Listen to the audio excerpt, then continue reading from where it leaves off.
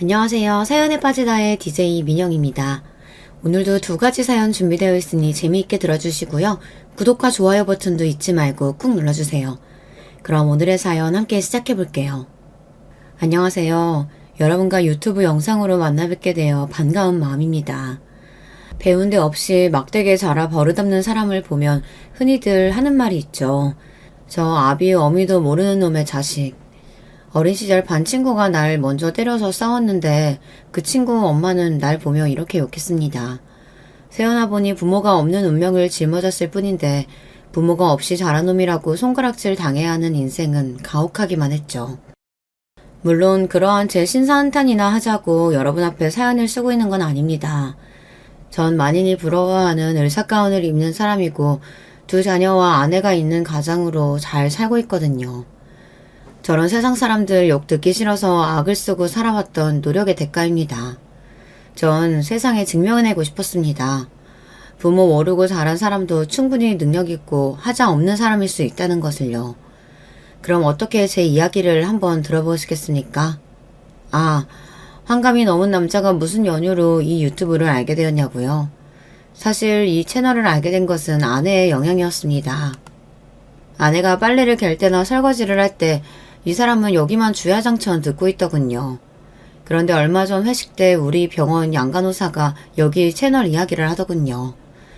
그녀는 우리 병원에서 오랜 시간 근무하며 서로의 가정사도 대략 알고 있는 그런 동료입니다. 원장님 사연도 누구 못지않게 기막혀요. 어떻게 한번 여기 유튜브에 원장님 사연도 보내보세요. 갑자기 저보고 생전 안 해본 장문을 하라니 고교 시절 이후로 써본 적 없는데 말이죠. 하지만 동틀 무렵부터 서재에 앉아 지난 세월을 돌이켜보고 글로 쓰는 이 시간은 의외로 즐겁더군요. 열흘가량 애써가며 글을 쓰다 이렇게 제 사연을 보내게 된 거죠.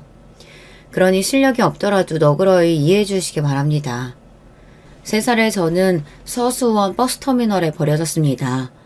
8살 때부터 키워주신 수녀님은 코끼리 무늬의 작은 네일을 보여주며 저에게 말씀하셨죠. 수각이는 누군가가 이렇게 예쁜 옷을 입혀줄 만큼 사랑받고 태어난 아이야. 부모님께서 어떤 사정이 있으셔서 버려졌다지만 말이야. 앞의 위로보다 뒤에 버려졌다는 표현이 더 제 마음에 와닿았죠. 초등학교에 입학하기 전까지 수녀님과 보육사가 운영하는 작은 쉼터에서 자라다가 전 보육원으로 입소하게 됩니다. 원래 있던 쉼터와 달리 규모도 크고 딱딱하고 차가운 분위기였죠. 자기 밥그릇에 먹던 밥을 철로 된 식판에 담아서 먹을 때마다 집안 이때기보다는 기숙학교에서 지내는 기분이었어요. 하지만 그것이 나쁘지만은 않았습니다. 제 친구 성철이를 만나게 되었거든요. 학교 끝나고 마음 맞는 애들끼리 고철산 근처에서 놀다 그만 종아리가 찢어지는 사고를 당하고 말았습니다. 너무 아파서 눈물까지 흘렸지만 위험한 데서 마음대로 놀았다고 혼날까봐 원장님이나 보육원 선생님들에게 이야기하지 못했어요. 너 다리에 피가... 성철이는 쪼르르 원장님에게 제 다친 사실을 고해바쳤고 바로 원장님의 꿀밤이 제 머리통으로 날아왔죠. 화를 내는 원장님 손을 잡고 바로 인근 작은 의원에 가서 응급처치를 받았습니다. 심하게 다쳤는데 아빠한테 진작 말씀드리고 병원에 왔었어야지. 아빠 아니에요. 우리 보육원 원장님이세요. 나도 아빠가 없이 자랐어. 전쟁통에 아비 없이 큰 놈들이 어디 한둘일까? 그래도 이렇게 을사라도 되었지 않았냐? 네 부모가 있든 없든 아플 때는 병원에 오는 거야. 알겠니? 하얀 수염이 가득 난 그분 말씀에 왜 눈물부터 나는지. 사내 아이가 창피한 줄을 모르고 엉엉 울었습니다. 그때부터였는지 모릅니다. 의사가 항상 제 동경의 대상이 되었고 다행히 공부머리는 타고났던 전 의대 진학을 목표로 달려왔습니다. 고아라는 이유 하나만으로 누구나 나를 어찌나 색안경을 끼고 보는지 그 시선들은 절 아프게 했습니다. 그렇지만 그 의사선생님에게 그렇게 오만하고 고압적이던 보육원 원장님도 연신 허리를 굽히며 응대해 주더군요. 출생으로 시작된 모멸감에서 벗어난 길은 오로지 의사로 성공하는 것뿐이다. 그때부터 저에게 꿈이라는 것이 생겼죠. 내 친구 성철이도 공부를 아주 잘하는 녀석이었습니다. 의대가 목표인 저와는 달리 그는 육군 사관학교에 진학할 뜻을 두고 달려왔어요. 요즘 군인은 인기 없는 직업이라지만 우리 때 군인, 그것도 육사 출신 군인하면 출세의 상징이었거든요. 멋들어진 교복을 걸쳐 입고 가슴에 펴 절도 있게 직각 보행하는 육사 생도가 보이면 누구나 돌아보며 눈길을 떼지 못하는 당시 젊은이들에게 선망의 대상이었죠. 운동도 잘하고 친구들에게 리더 역할을 곧잘 하던 성철이에게 육사는 아주 잘 어울리는 것 같았습니다. 그렇지만 성철이는 지금도 춥기만 오르면 고등학교 2학년 때의 일을 이야기하곤 합니다.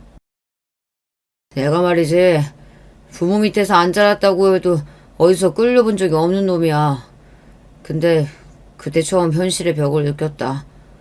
고일 담임이 불러서 날 조롱까지 하더구라. 넌 근본도 모르는 고하지 않냐? 거기는 이놈아 사돈의 8촌까지 탈탈 털어서 혹시 북계에 연루된 자가 있는지 신원조사까지 해서 입학 허가해주는 대단한 곳이야. 그런데 핏줄도 모르는 고아인 네가 무슨 육사니? 아직도 네가 언감생심 헛꿈 꾸고 있다는 거 모르겠냐? 내가 운동을 못해, 공부를 못해. 그 어떤 놈하고 붙어도 자신이 있었는데 담임의 고아라는 한마디에 아무 대꾸도 못하겠더라. 날 낳아준 얼굴 모르는 부모랑 세상이 원망스러워서 그날 나 처음 술에 입 대봤다. 그래서 네가 지금 이렇게 말술이 되었구나? 우리는 함께 보며 웃어제꼈습니다. 그렇지만 절친인 제가 저놈 속을 모르겠습니까? 성철이는 그날 이후 육사를 단념하고 경찰대학으로 진로를 변경했습니다. 경찰에 입문한 뒤 강력계 형사의 길만 걸어온 그는 몇 년 전 총경 직급으로 경찰에 꽂힌 서장까지 됐죠. 불알 두 쪽만 달고 세상에 나온 아이들이 한 녀석은 경찰서장, 그리고 한 녀석은 정형외과 개원을 하고 있으니 이 정도면 꽤 성공한 인생입니다. 전 언제나 같이 밥 먹고 일상을 이야기할 가족이 그리웠는데 제가 레지던트를 하던 시절에 지금의 아내를 만나게 되었죠.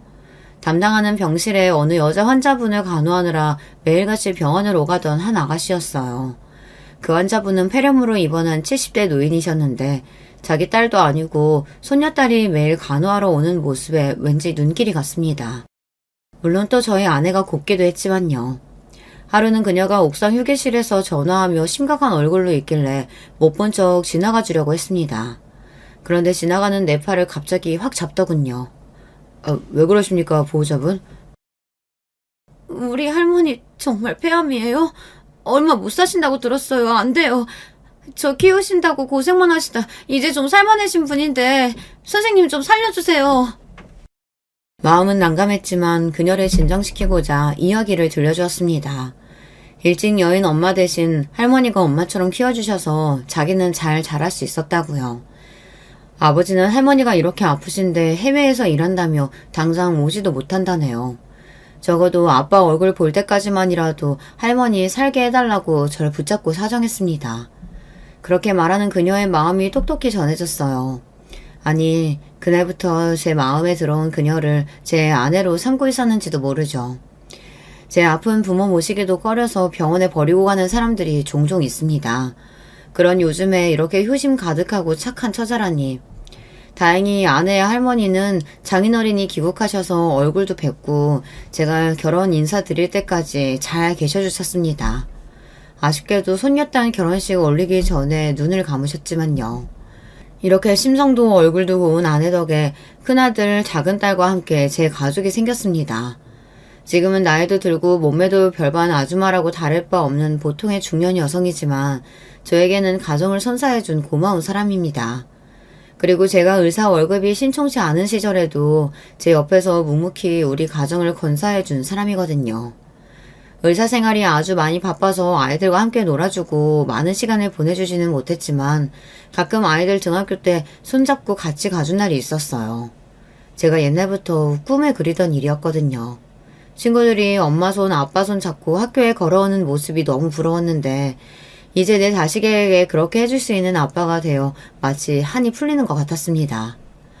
뭐 자상하고 세심한 아버지는 못 되었을지 몰라도 가족에 대한 책임감만큼은 누구에게 지지 않을 아버지라고 자부합니다.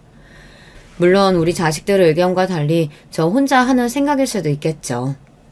아이들 먹거리며 교육에 전념한 아내 덕분에 애들은 건강하게 잘 성장해서 대학까지 무사히 마쳤습니다. 아들은 저와 동문이 대학교를 졸업하고 행정고시에 합격해서 공무원이 되었고 결혼까지 해서 분가해서 살고 있어요. 다만 딸은 대학교는 명문 여대를 잘 갔는데 언젠가부터 애가 삐뚤어지고 제멋대로 살기 시작했어요. 학교 다닐 때 사춘기랍시고 반항 한 번 없이 착실하고 바르게 커온 딸의 뒤늦은 방황은 저에게 낯설었습니다. 밤늦도록 술 마시고 들어오고 어느 날 외박하고 들어온 딸의 팔과 목덜미에 있는 문신을 보고 전 기겁하고 말았어요. 문신이라니, 너 이거 피부에 얼마나 악영향을 미치는지 알기나 하냐? 지울 때는 더 해롭다고? 걱정 마세요. 안 지워요. 아빠는 쌍팔년도도 아니고 지금 어느 때인데 고작 문신 가지고 길길이 화를 내세요. 이렇게 답답하게 구니까 내가 집에 들어오기도 싫은 거야. 딸은 저와 그리고 아내까지 투닥투닥 하더니 급기야 독립해서 나가 살겠다고 했습니다. 여자애가 밖으로 놔두는 것이 걱정된 저는 반대했지만 아내는 한숨을 쉬며 절 설득하더군요. 여보, 자식이란 원래 뜻대로 안 되는 법이지 않아요. 매일 이렇게 싸우다간 우리 진짜 원수 되겠습니다. 지금은 저 하고 싶은 대로 나가 살라 하고 그렇게 좀 떨어져 있는 게 좋겠어요. 당신은 지금 세상이 얼마나 무섭게 돌아가는데 딸이 나가 살겠다는 걸 찬성한다는 거예요. 그리고 제가 아쉬울 게 뭐가 있어. 든든한 부모 밑에서 뭐 하나 부족한 것 없이 커서 대학까지 간 녀석이 말이야. 왜 뒤늦게 저러고 사는지 원. 전 아주 못마땅해 했지만 결국 딸의 고집대로 독립하고 말았습니다. 그런 녀석이 원망스러워 저도 딸이 어디서 사는지 한번 가보지도 않았어요. 지금 와서 보면 그때 제가 그렇게 옹졸하게 딸과 벽을 쌓으면 안 되는 것이었습니다. 참 후회되는군요. 딸이 독립한 뒤로 아내는 한 번씩 반찬을 해서 딸 집에 가는 모양인데 하루는 아내가 발목이 안 좋으니 차로 데리고 가달라고 하더군요. 마침 병원 쉬는 날이고 1년 만에 딸의 집이 궁금도 해서 함께 갔습니다. 아내가 딸의 집 현관 비밀번호를 누르고 들어가자 전 못 볼 꼴을 보고 말았죠. 세상에 딸의 집에 사내 놈이 있는 겁니다. 그놈은 편한 옷차림을 하고 있었고 아예 딸 집에 눌러 살고 있는데 보였어요. 그거를 보자마자 뚜껑이 열리면서 전 소리부터 질렀습니다. 이 자식이 여기서 무슨 짓거리야? 감히 부모도 모르게 동거를 해? 저와 아내를 보고 깜짝 놀란 남자애는 허둥대며 옷을 제대로 갖춰입고 무릎을 꿇고 앉았습니다. 하지만 딸은 그 남자에게 이야기했죠. 뭐야, 우리가 무슨 죄지었어? 다 큰 딸 집에 부모라고 해도 이렇게 함부로 들이닥치면 실례죠. 일어나.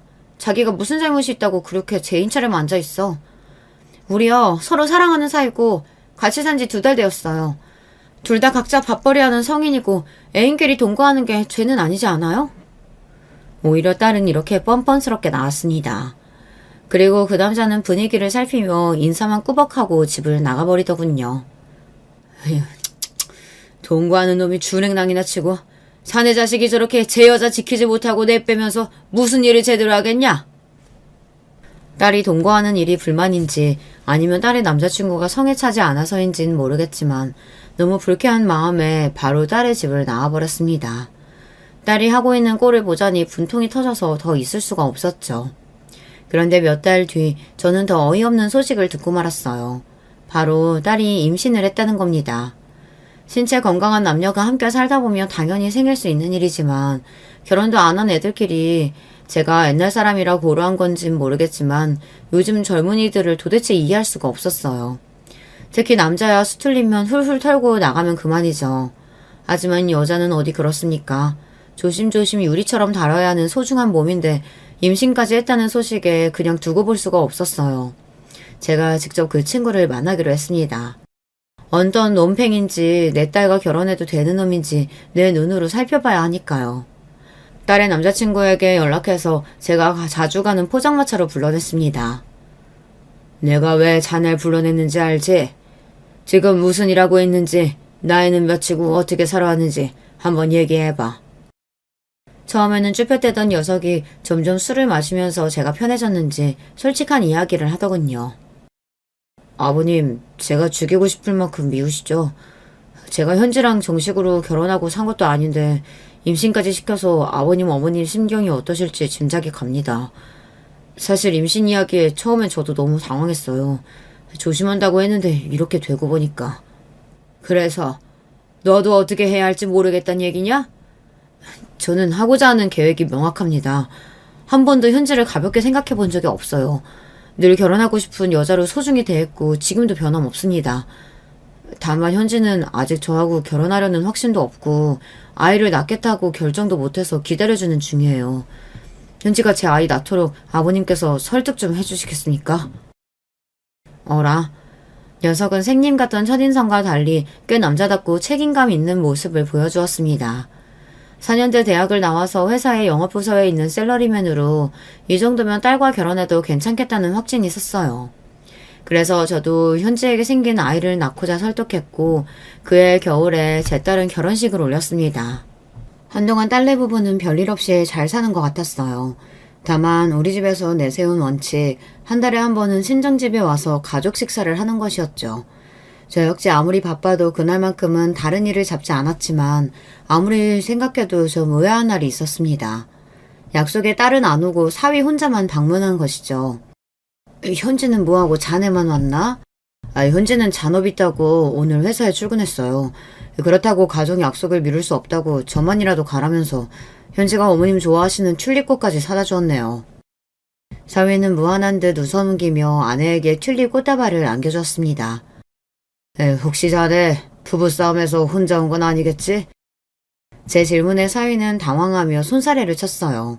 하긴 둘이 싸웠다면 딸이 집에 오고 사위는 발길도 주지 않았겠다 싶어서 곧 의심을 거두고 사위와 식사를 하다 보냈습니다. 하지만 현지는 결혼 이후 집에 오지는 못해도 꼭 아내와 전화통화를 하루에 한 번씩은 하며 가깝게 지내고 있었죠. 하지만 최근 들어 그렇지 않았던 모양이죠. 아내는 서운하다는 듯 중얼거렸습니다. 애가 매일같이 전화해서 사소한 일도 잘 얘기하더니 요즘 들어 점점 전화를 안 하네. 내가 해도 잘 안 받고. 아마 우리 태어난 손주 돌보느라 바빠서 그런 거겠죠? 그러면 궁금하면 직접 집에 찾아가면 되지. 혼자 속 끓이면 답답하지 않아? 내가 찾아가면 또 사위도 불편해하고 괜히 눈치 보이네요. 이번에 담근 열무김치도 갖다 주긴 해야 하는데. 그럼 내일 나랑 같이 가보지. 최근 진료 스케줄이 여유가 생겨 아내와 함께 딸의 집에 가기로 했습니다. 저도 딸 얼굴 본 지 2달은 넘은 것 같고 요즘 부쩍 그 아이가 보고 싶더군요. 딸 준다고 아내가 만든 음식을 양손 무겁게 들고 딸 집에 도착해서 현관문을 두들겼습니다. 이윽 후 현관문에서 제 딸이 나왔죠. 하지만 제가 기억하는 동글동글한 얼굴에 생기 넘치는 표정의 딸이 아니었어요. 초췌한 얼굴에 어두운 표정으로 나온 현지는 갑작스러운 우리의 방문에 꽤 놀라했습니다. 얘, 너 어디 아프니? 얼굴이 너무 안 좋네. 일단 반찬 많아요. 냉장고에 넣으면서 설명해 줄 테니까 부엌으로 우선 가자. 아내가 딸을 데리고 부엌으로 가는 그 뒷모습을 본 저는 한 가지 이상한 점을 발견했습니다. 딸애는 부자연스럽게 다리를 절뚝이며 걸었고 허벅지와 팔 안쪽에 다발적 상처도 보였기 때문이죠. 떠올리기 싫었지만 의사적 소견으로는 타박상, 그것도 사람에 의해 발생한 외상으로 예상되었습니다. 애써 부정하며 저도 같이 부엌에 들어가 식탁에 앉았는데 한편에 놓여있던 약봉투가 보였어요. 딸이 처방받은 약은 꽤 많은 양이고 그 안에 든 연고며 약을 보는 순간 단순한 증세가 아닌 것 같았죠. 몰래 약봉투에 쓰여져 있는 처방전을 발부한 정형외과 연락처를 메모했습니다. 그리고 베란다에 나가서 병원에 전화해서 딸의 병명을 문의했어요. 질병에 관련된 사항을 본인 외에 알려주는 것은 개인정보 보호법상 불가하다고 병원에서는 거절했습니다. 의료인으로서 이는 당연하고 또 제가 예상했던 반응이었죠. 하지만 그렇다고 해서 제가 물러설 수 없었습니다. 네, 이해합니다. 전 명일동에서 정형외과 하고 있는 개원이고요. 물론 환자 개인정보긴 하지만 그 환자가 바로 제 자식입니다. 아무래도 딸에게 안 좋은 일이 있는 것 같은데 도통 입을 열지 않아서 걱정이 큽니다. 혹시 언제부터 어떤 사유로 딸이 내원했는지요? 이렇게 진심으로 호소하니 병원에서는 딸의 치료 기록에 대해 알려주었습니다. 동거하던 시절부터 분기별로 한 번씩 크게 다쳐서 왔다고. 그런데 최근 들어서는 병원 오는 횟수가 늘었으니 혹시 가족 문제가 아닌지 잘 봐달라는 당부까지 덧붙이더군요.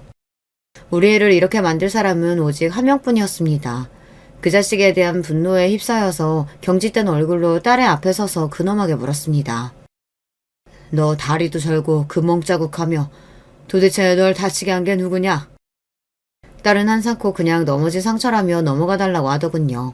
이미 네가 다니는 병원에서 모든 사실을 들었다고 하니 그제야 딸은 오열하며 사실을 이야기했습니다. 우리 그이가요. 평소에는 좋은 사람인데 술에 취하면 좀 마초적으로 변해요.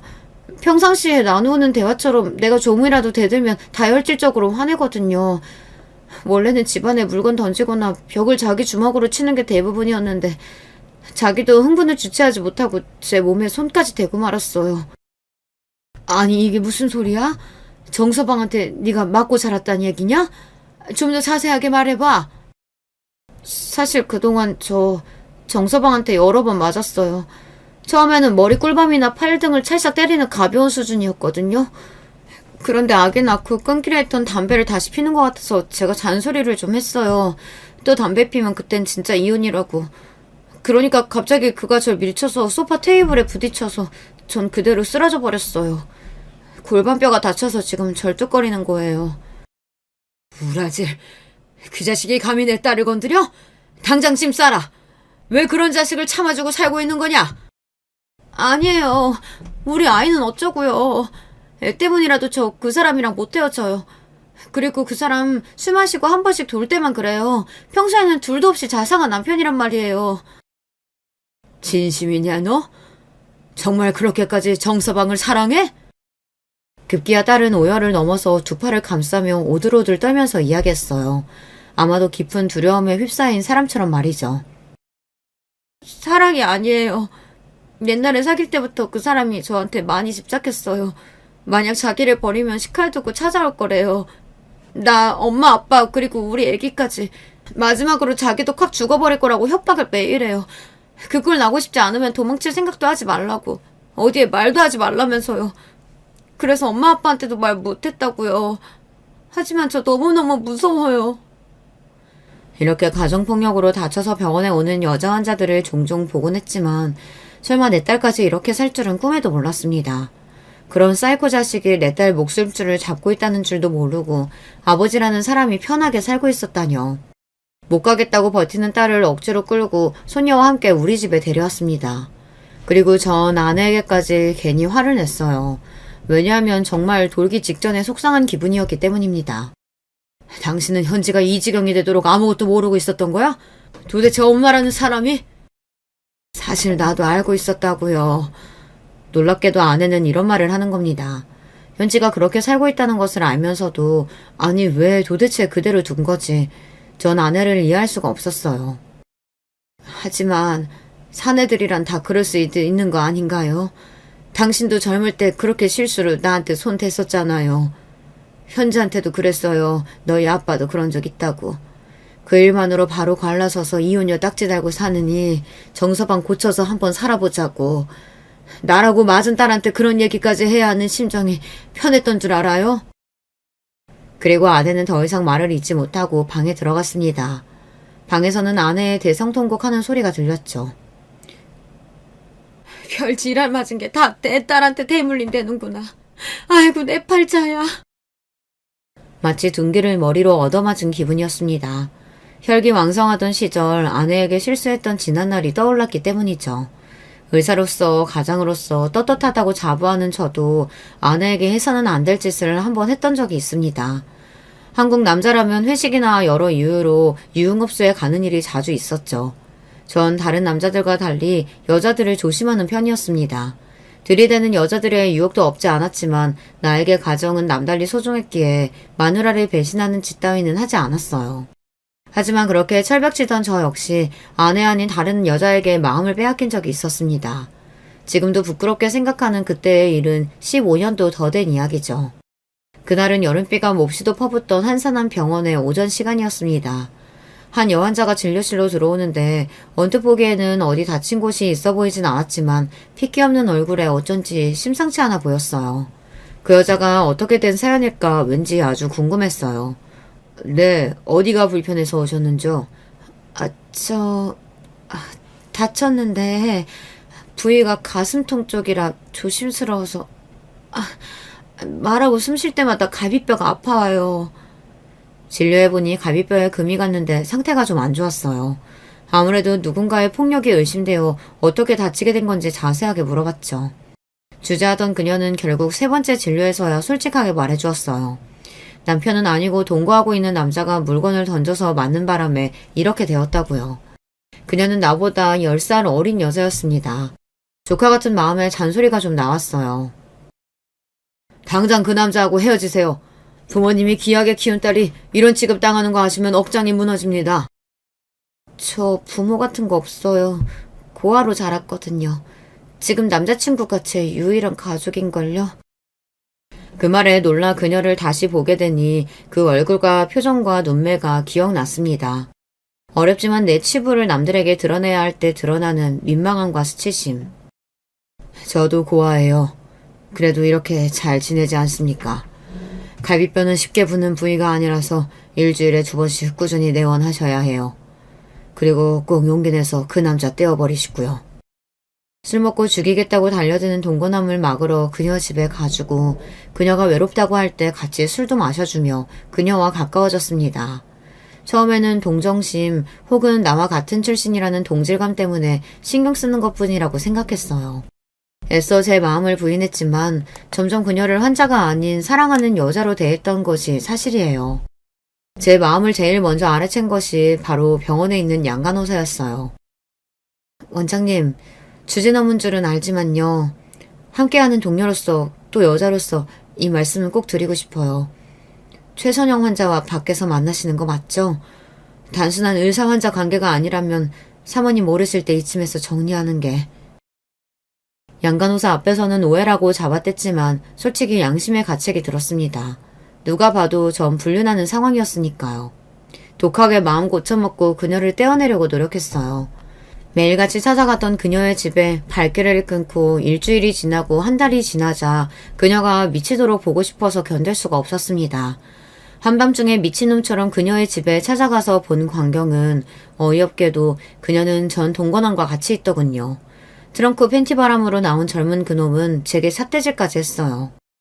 이제 아저씨 여자도 아닌데 이 한밤중에 왜 여길 찾아오냐 절 쫓아내려고 했습니다. 어안이 벙벙해진 전 그놈의 뒤에서 스며시 나온 그녀를 쳐다보며 분통을 터뜨렸습니다. 역시 넌 창녀 같은 년이구나. 한 달 만에 남자를 갈아치워? 그것도 이런 쓰레기 같은 놈하고 다시 합친다고? 당신이 떠나도 난 다 이해하고 아무 원망 없이 받아들였어요. 외로워서 남자 없이는 못 살겠어서 내 품이 그립다는 사람 다시 들인 게 뭐 어때서요? 아니야, 난 널 떠난 게 아니라고. 가정을 생각해서 마음 정리해보려고 노력했지만 아무래도 너 없이 못 살겠어. 이혼이든 뭐든 할 테니까 우리 다시. 아니, 당신도 고아였잖아. 얼마나 자기 가정 소중하게 여기는지 알아. 나 때문에 바보 같은 짓 하지 말아요. 우리는 어울리는 한 쌍이 아니에요. 당신 가정으로 그만 돌아가세요. 마음 여린 그녀가 그렇게 단호하게 저를 밀쳐낼 줄은 몰랐습니다.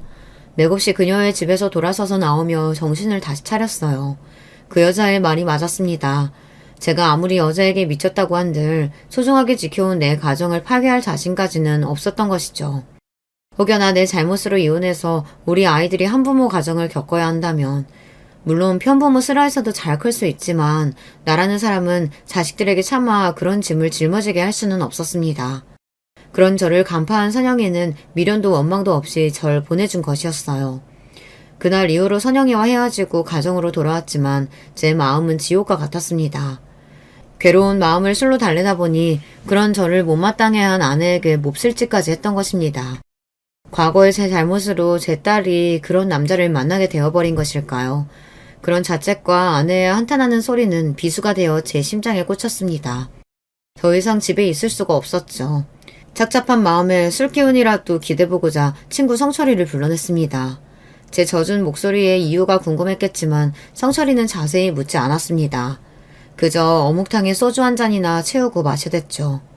중년의 나이가 훌쩍 넘어 사회적으로나 경제적으로나 성공했다지만 뼈아픈 가난으로 자라와서 그런지 양주나 호화스러운 술집은 우리에게 어색하기만 합니다. 정철이와 이런저런 이야기나 하며 술을 마셨습니다. 잠시나마 딸의 일도 아내의 한서린 원망도 접어두고서 말이죠. 그런데 넌 언제부터 경찰이 되기로 한 거냐? 육사 못 가면 판검사 되고 싶다지 않았어?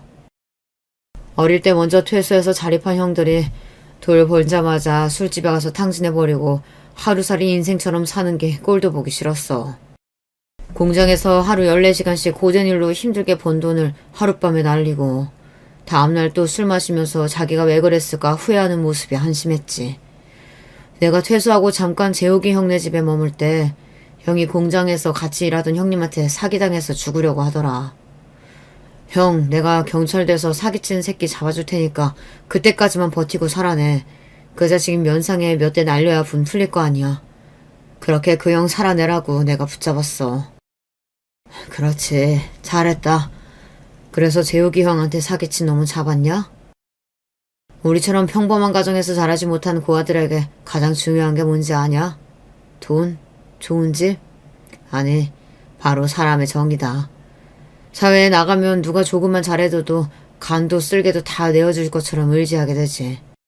그래서 사기당한 형 누나들 많이 보았으니 경찰대에 막 들어간 난 그 사람들을 위해서 뭐라도 해주고 싶었어. 평범한 사람들은 힘이 되어줄 때가 많잖아. 난 우리같이 자라온 사람들의 유일한 동화줄이 되어주고자 했는데 재욱이 형 사기친 놈 잡기는커녕 나중에 그 형 본인이 폭력 전과로 입건되더라. 고아 출신이 너나 나나 성공하기란 바늘에 구멍 뚫기야. 술이 좀 들어가니 딸이 사회에게 당했을 몹쓸 장면이 떠올라서 분노가 치밀었고 견디기 힘들었습니다. 그리고 경찰이 돼서 사람한테 못될 짓 하는 놈들 벌주는 상철이가 부러워졌죠. 그렇구나. 근데 그래도 네가 나보다 낫다. 범죄자들 쓸어담는 경찰, 그것도 서장님이 되었으니. 난 내 딸 하나 제대로 지켜보지 못하는 못난 아비건을. 제 말에 성철이는 마시던 소주잔을 내려놓고 날카로운 눈으로 저에게 물었습니다. 그게 무슨 말이냐? 딸 하나 지켜주지 못했다니 결혼한 현지 얘기야? 이럴 때는 너처럼 경찰 돼서 응징하고 그러고 싶은데 나는 사람 살리는 기술만 배운 놈이지 않냐.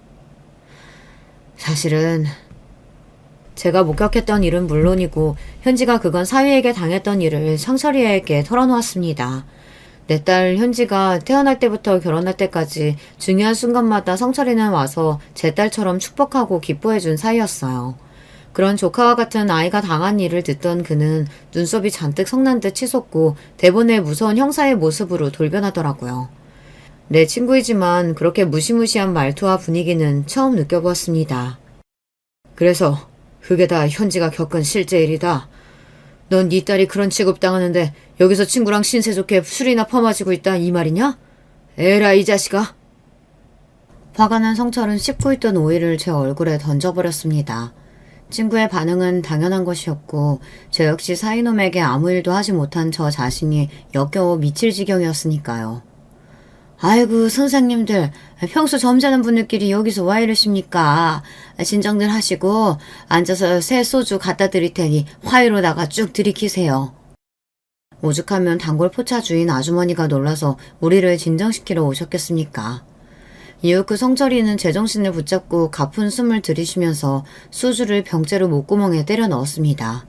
저 역시 술만 몇 잔 연거푸 마시다가 침묵을 깨고 먼저 입을 열었어요. 선영이 기억하지? 내가 그때 아내 배신하고서 뭘 잘했다고 한동안 술 취해서 아내한테 행패까지 부렸다. 그 일로 하늘에서 날 지금 벌하시는 걸까 하는 생각도 해봤어.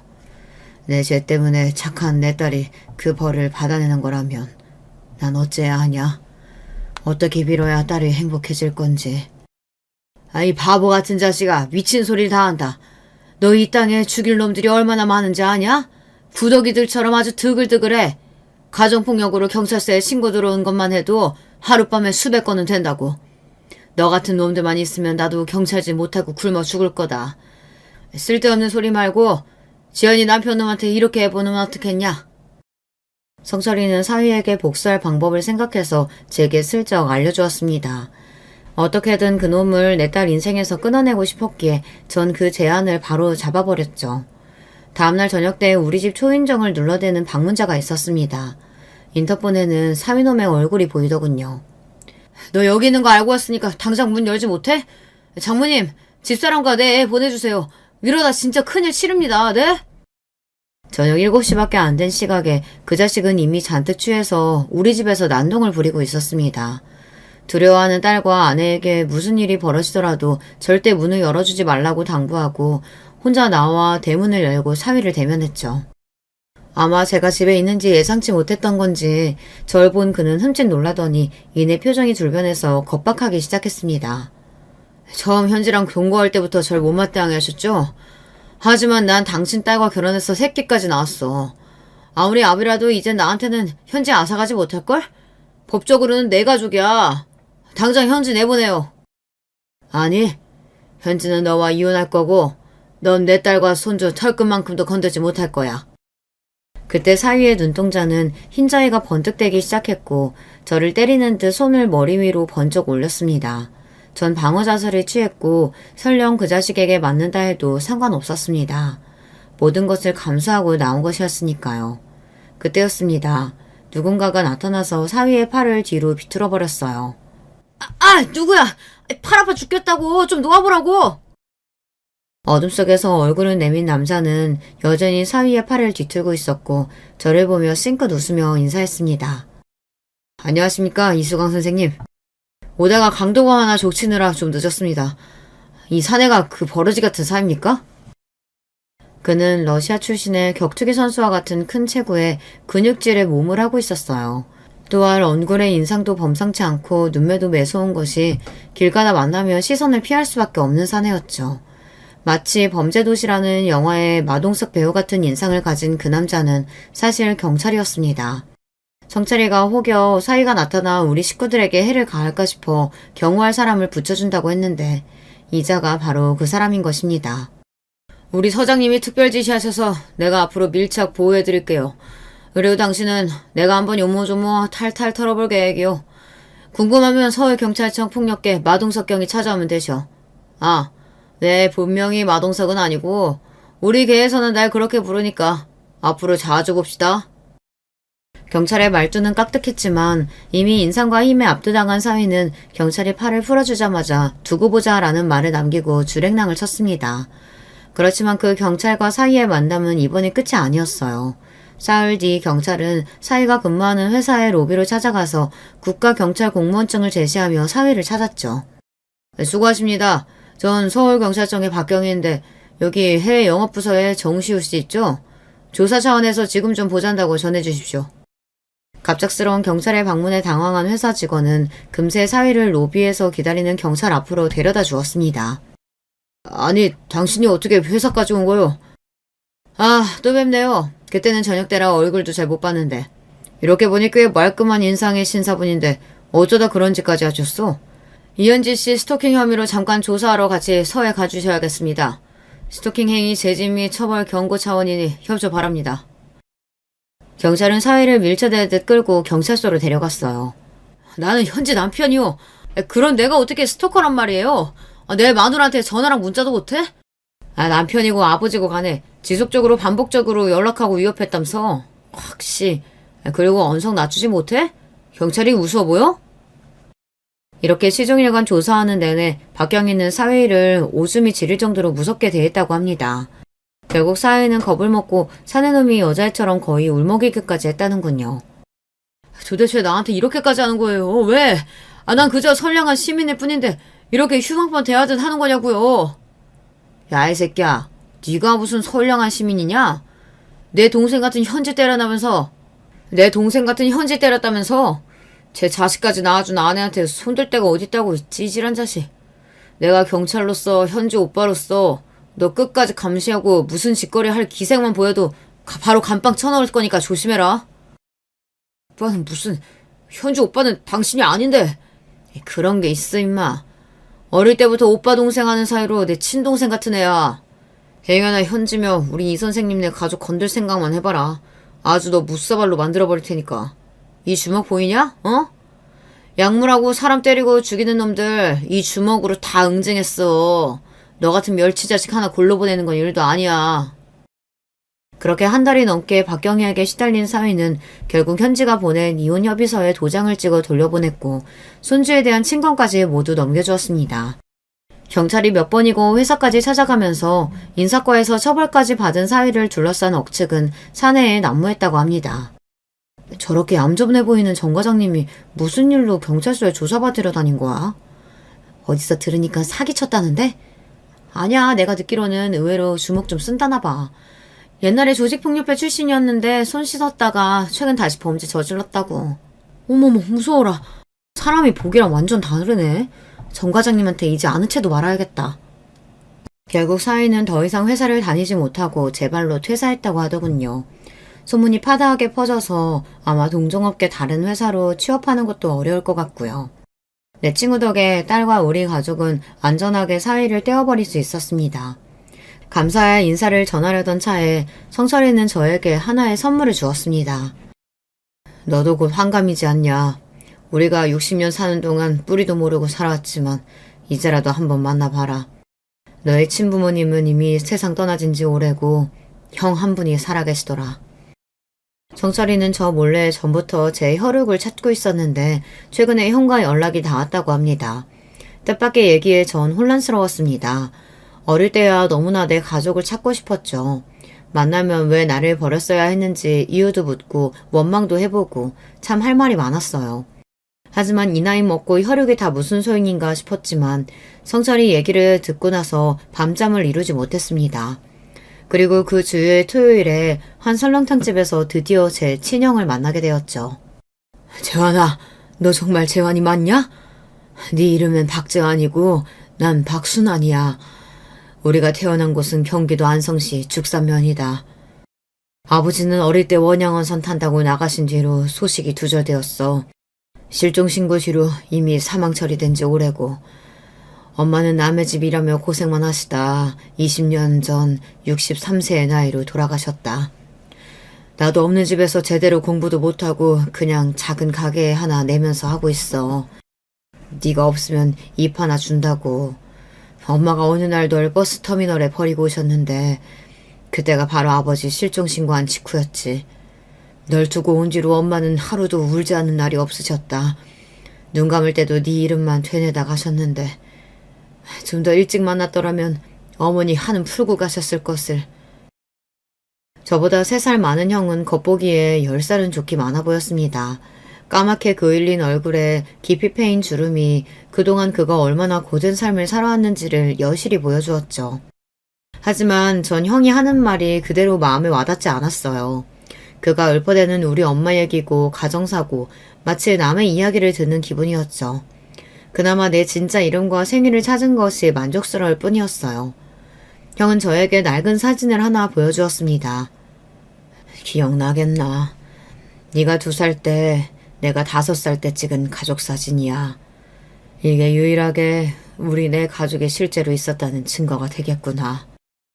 처음 보는 그 흑백 사진 속 내 부모의 모습은 처음 보았지만 왠지 모르게 가슴속에서 무언가가 심하게 요동치고 있었습니다. 내가 이 사진 가져가도 되겠습니까? 물론이야. 엄마가 혹여라도 너 만나게 되면 이 사진 보여주라고 했다. 여기 입고 있는 옷. 네, 압니다. 내가 버려진 날 입고 있던 옷이라고 수녀님이 저에게 보여주셨거든요. 그 사진에서 제가 알 수 있는 거라고는 아기였던 제가 입고 있는 코끼리 무늬 네이뿐이었습니다. 그리고 그 오래된 그날이 마치 기억이라도 나는 듯 갑자기 제 눈이 촉촉해졌죠. 짧은 만남과 설렁탕 한 그릇을 비우고 형과 헤어졌습니다. 아마도 형은 상당히 힘들게 살아오신 것 같았습니다. 지금은 명절 때마다 화성시에 살고 있는 형을 한 번씩 만나러 내려가고 있죠. 나에게도 이제 명절에 찾을 피부치가 있다는 사실이 그저 고마울 뿐이에요. 형과 만나고 집에 돌아오면서 동행해준 성철이에게 고마운 마음이 들어 물끄러미 쳐다봤습니다. 형이라도 만나봤으니 그나마 다행이다. 이제 한 풀렸냐?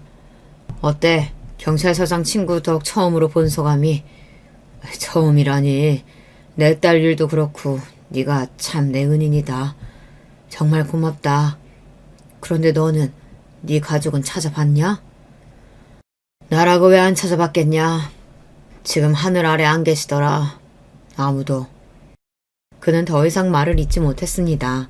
이미 자신의 핏줄을 찾아보았지만 나에게조차 말하지 못할 어떤 사연이 있는 것 같아 전 다시 묻지 않았어요. 진짜 가족 만나보고 나면 내가 고아인 이유를 찾을 줄 알았어. 그 이유라도 이해되면 날 버린 엄마를, 가족을 용서할 수 있을 줄 알았는데 용서고 이해고 간에 그냥 마음이 헛헛하기만 하구나. 지금 내 가족들에게 최선을 다하고 싶은 마음뿐이야. 그래, 우리도 벌써 반평생 넘게 살았다. 이제 우리도 은퇴하고 노년으로 접어들겠지. 그러니 이제 그만 털어버리자고. 우리를 한평생 지겹게 따라다닌 고아라는 결핍, 그 하늘 말이야. 친구 녀석의 말이 맞았습니다. 어쩌면 고아라는 꼬리표는 남들이 지어준 게 아니라 제가 끝내 놓지 못하고 있는 것일지도요. 이 나이에 제가 고아라는 것이 무슨 의미겠습니까? 주변에 부모님이 계시던 친구들도 모두 잘 보내드리고 도리어 친구 중 몇 명은 병으로 사고로 세상에서 없어진 마당에 말입니다. 하지만 아직도 성철이랑 고아 시절 이야기를 하고 고아라서 이 악물고 살았던 세월에 대한 연민과 보상 심리가 아직 남아 있었던 것일 것 같아요. 그래서 이젠 모두 털어버리려고 하고 있습니다. 남은 세월 동안 병원 환자들을 열심히 돌보며 내 아내와 건강하게 사이좋게 살아갈 생각입니다. 이혼한 딸은 우리 집에 함께 살고 있는데 돌이 지난 손주놈이 어찌나 귀여운지. 그 녀석 보는 맛에 퇴근도 서두르게 되지 뭡니까? 또 극악무도한 사위놈이 언제 또 내 딸과 손주에게 위협을 가할지 모르니 가족을 지키기 위해서 일찍 집에 들어가는 이유도 있습니다. 혹시 몰라서 개인 경호업체에 의뢰해놓고 가족들 보호를 철저히 하고 있으니 걱정하지 마세요. 한자 한자 만열필로 눌러 제 사연을 글로 쓰다 보니 이제 팔까지 저려오는군요. 차린 것이 별로 없는 조촐한 밥상이었지만 맛있게 드셔주신 여러분께 감사의 말씀을 전합니다. 늘 여러분 가정의 건강과 가족들의 화목이 함께 하시길 기원하며 전 이만 인사드리겠습니다. 그럼 여러분 안녕히 계십시오. 여러분은 어떻게 지내고 계신가요? 저는 요즘 다시 고향으로 내려와서 살고 있습니다. 남편이 죽으며 서울로 올라갔었는데 다시 오니까 기분이 헛헛합니다. 남편하고 힘들게 아이들을 키운 기억도 나고 하늘로 간 남편이 그립기도 해요. 고향을 생각하면 참으로 복잡한 마음이 드는데 여러분도 그러신가요?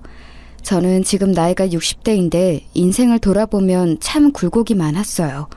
그럼 바로 제 사연 시작하겠습니다. 애미야, 거기서 뭐하고 있는 거야? 빨리 와서 네 시아버지랑 남편이 힘들게 잡아온 생선 정리해야지. 아유, 느려 터져서 보기만 해도 답답해. 어머님, 잠시만요. 막내 기저귀만 갈고 바로 갈게요. 죄송해요. 아이고, 우리야. 너무 힘들다. 저는 고등학교를 졸업하고 집안 형편이 너무 어려워서 바로 성인이 되자마자 시집을 가게 되었어요. 요즘 시대에는 전혀 그런 일이 없지만 저 때는 할 게 없으면 빨리 결혼하는 게 당연했거든요. 아니, 할 게 있어도 여자들은 결혼이 목표인 사람도 많았죠. 아무튼 찢어지게 가난한 친정은 제 뒷배가 되어주지 못했습니다. 시댁은 3대째 배를 타고 바다로 가서 생선잡이를 하는 집안이었어요. 남편도 시아버지를 따라 바다로 나가 일했었죠. 새벽부터 일어나서 눈도 뜨지 못한 채로 나가는 남편이 안쓰러웠어요. 여보, 아까 보니까 밥도 제대로 못 먹는데 무슨 일 있어? 내가 일하느라 신경을 제대로 쓰지 못해서 미안해. 당신이 챙겨준 도시락으로 오늘도 아버지랑 배에서 맛있게 먹었어. 내가 항상 당신에게 고마운 거 알지? 에이, 아니야, 괜찮아요. 그냥 애들이 말을 안 들어서 힘드니까 그런 거지. 우리 애들이 무려 5남매잖아. 그래도 애들 다 키우면 뿌듯하겠지? 언제 다 클까 싶기도 하고. 그럼 당연하지. 나도 잘할 때는 몰랐는데 다 크니까 형제가 있는 게 그렇게 든든할 수가 없더라. 혼자 집에서 집안일하고 애들 키우느라 당신이 고생이 많아. 항상 고마워. 남편하고 저는 무려 5명의 아이를 낳았습니다. 저 때는 자식을 많이 낳는 것이 당연한 시대였어요. 문제는 남편이 바다에 가서 일하느라 워낙 바빴습니다. 그래서 저는 혼자 집에서 아이를 키우며 집안일을 하느라 정신이 없었어요. 아유, 반찬 이게 뭐니? 너네 친정에서 배운 음식이라곤 이런 멸치볶음, 두부조림, 이게 다야? 너 같으면 이런 반찬하고 밥을 먹고 싶겠어? 어머님, 입맛에 안 맞으세요? 죄송해요. 제가 신경 쓴다고 썼는데 아직 많이 부족해요. 내일은 더 맛있게 만들게요. 혹시 드시고 싶은 거 있으세요? 있으면 해주려고? 또 소금 잔뜩 넣어서 짜서 못 먹게 하거나 한강물처럼 밍밍해서 아무 맛도 안 나게 할 거잖아. 너는 그래도 시집 온 지 몇 년이 지났는데 아직도 이렇게 서툴러? 죄송해요. 저도 열심히 한다고 한 건데 다음번에는 더 잘할게요. 그러니까 너무 노여워하지 마세요. 남편하고는 아무 문제가 없었는데 시어머니와 고부 갈등은 아주 심했습니다.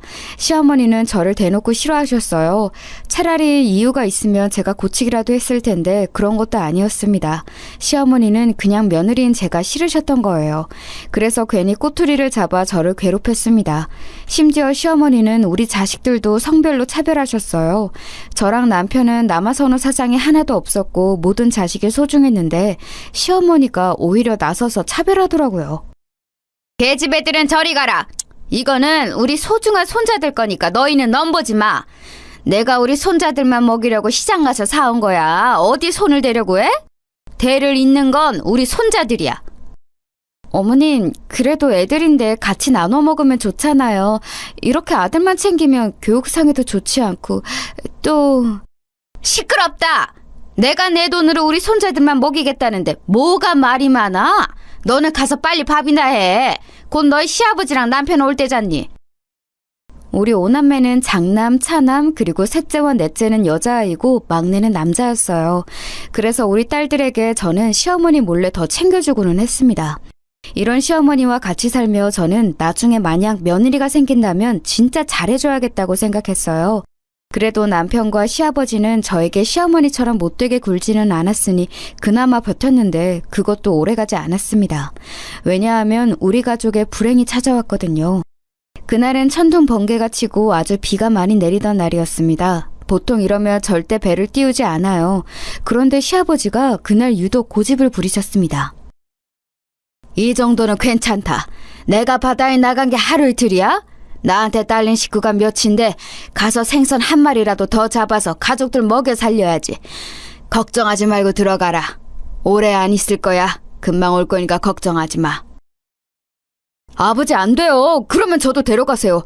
혼자 이 날씨에 아버지를 바다로 보내는 것은 제가 용납 못해요. 여보, 어머니, 저 아버지랑 같이 다녀올게요.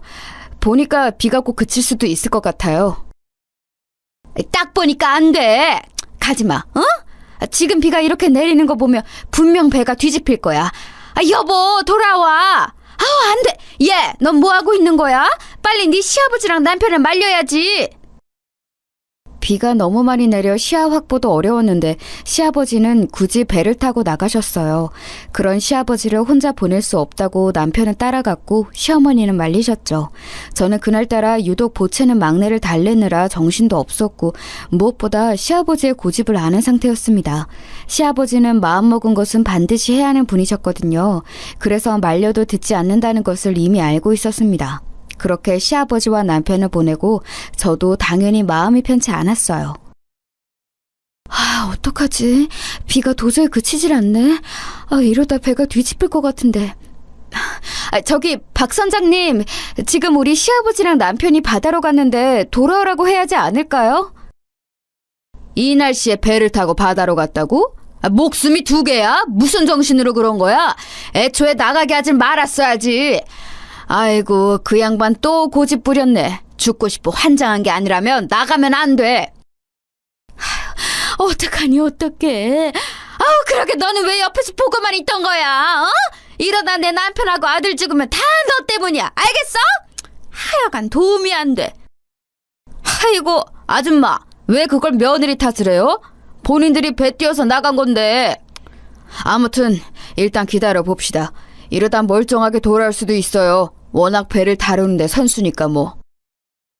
시간이 점점 흐르고 마을 사람들도 같이 걱정하기 시작했어요. 기적처럼 다시 두 명이 돌아오길 바랐는데 해가 뜨고 비가 멈춰도 시아버지와 남편은 돌아오지 않았습니다. 결국 구조대가 나가서 2명을 발견했는데 안타깝게도 시아버지는 이미 하늘로 간 상태였어요.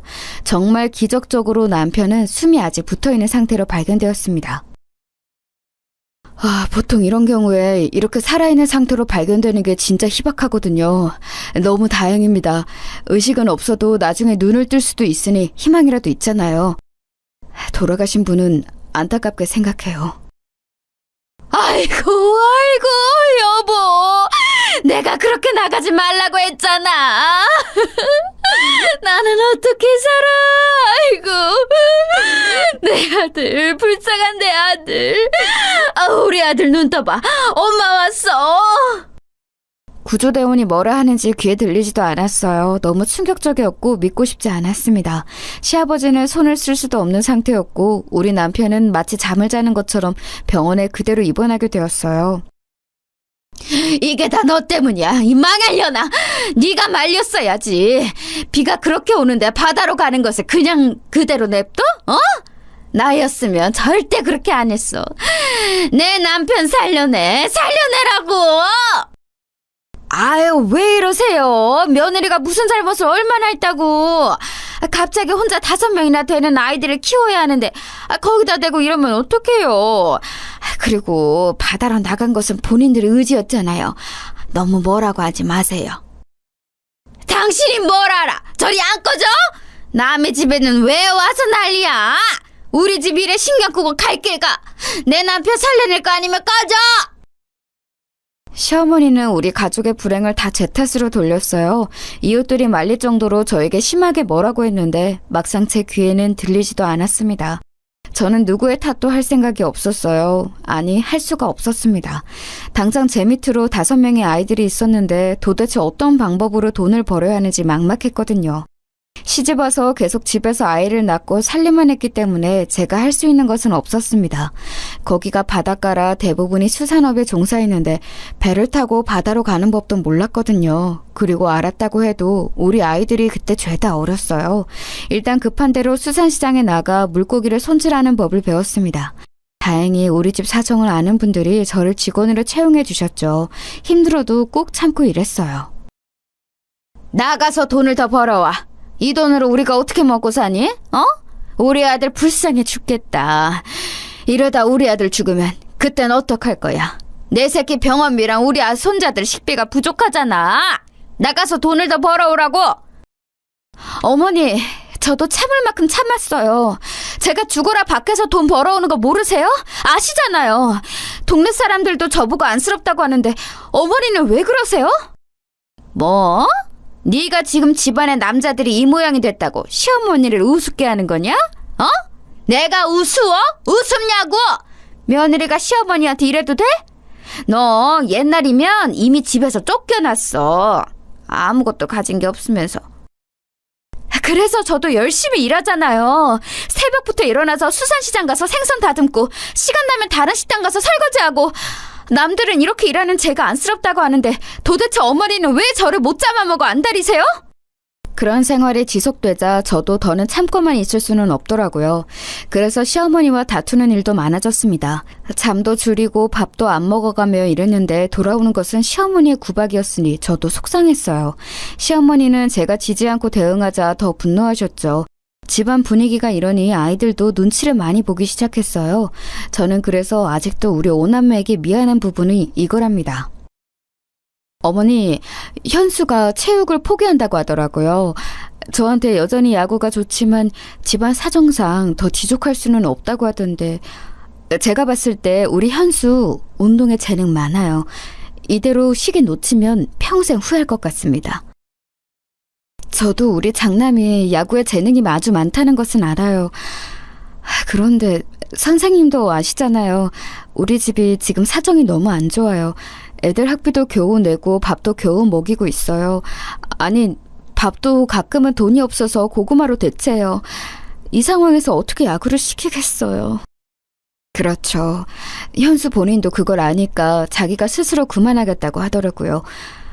저는 그냥 아쉬워서 한 말이에요. 워낙 유망주라 서울에서도 현수 하나 보려고 많이 내려오고 하니까요. 말씀하신 것은 잘 알겠습니다. 제가 제일 속상했던 점은 바로 장남이었어요.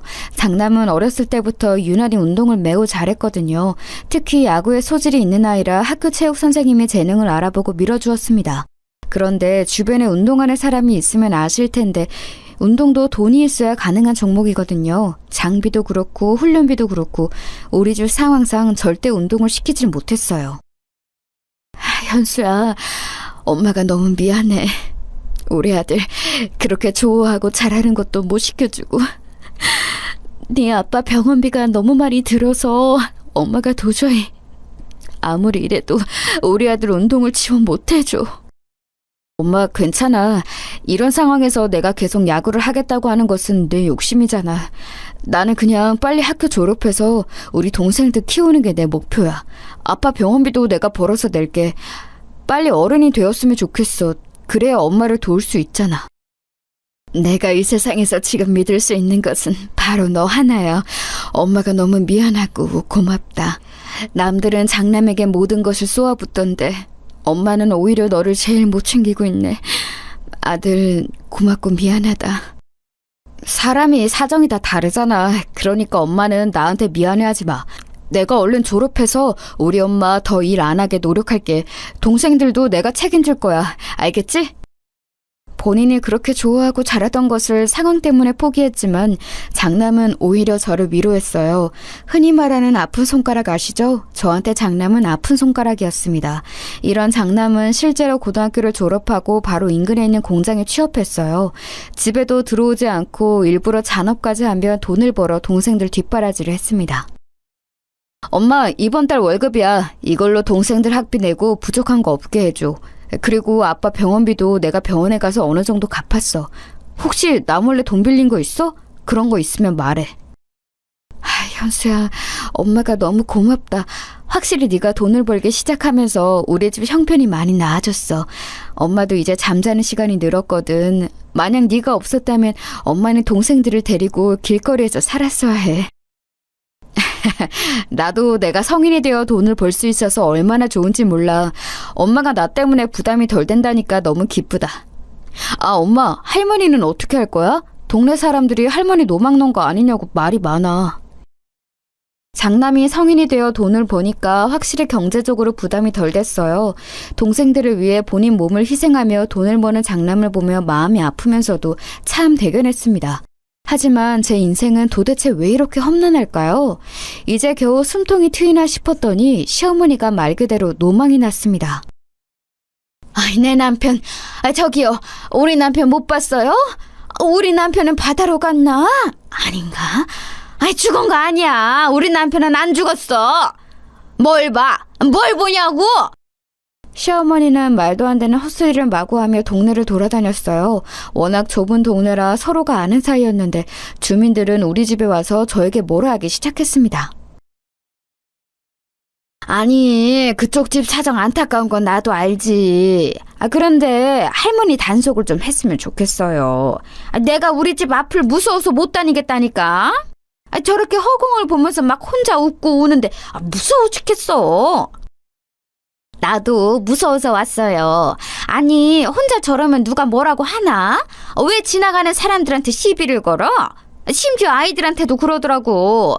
우리 아들한테는 갑자기 본인 아들이라고 병원에 있는 사람이 내 아들이래. 말이 돼? 그러셨구나. 죄송해요. 제가 우리 할머니 단속 열심히 할게요. 그러니까 우리 집은 그만 찾아오세요. 우리 동생들도 그렇고 어머니도 곤란해하잖아요. 아주머니들 제가 대신 사과할게요. 그러니까 화 푸시고 집에 가셔요. 네? 주민들이 화가 나서 집에 오면 그걸 달래는 것도 우리 장남이었어요. 자라면서 그런 장남에게 제가 얼마나 심적으로 의지했는지 모릅니다. 시어머니는 결국 치매 판정을 받았고 우리 집에는 환자가 2명이나 생기게 되었습니다. 시어머니의 치매 증상은 환청, 환각 등이 있었고 자꾸 집을 나가는 증상이었어요.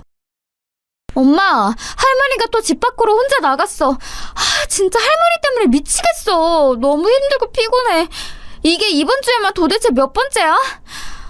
우리 너무 힘들어. 저번에는 우리 학교 앞에서 난동을 피워서 내가 얼마나 친구들 앞에서 창피했는지 알아? 그리고 자꾸 나만 보면 아빠를 그렇게 찾아. 아이들은 시어머니의 치매 증상에 상당히 고통스러워했습니다. 그래도 그런 시어머니를 다른 곳으로 보낼 수는 없었어요. 요양원에 보낼 돈이 없었거든요. 그렇게 치매 시어머니를 모시고 살던 저한테 그나마 다행이었던 점은 남편이 몇 년 후에 눈을 떴다는 사실이었습니다. 여보, 이게 얼마만이야? 나는 당신이 영영 깨어나지 못할 줄 알았어. 이렇게 눈을 뜨다니 나 너무 기뻐. 내가 옆에서 열심히 간호할 테니까 조금만 더 힘을 내자. 지금 깨어난 지 얼마 되지 않아서 말하는 게 힘들 거라고 했어. 굳이 말 안 해도 돼.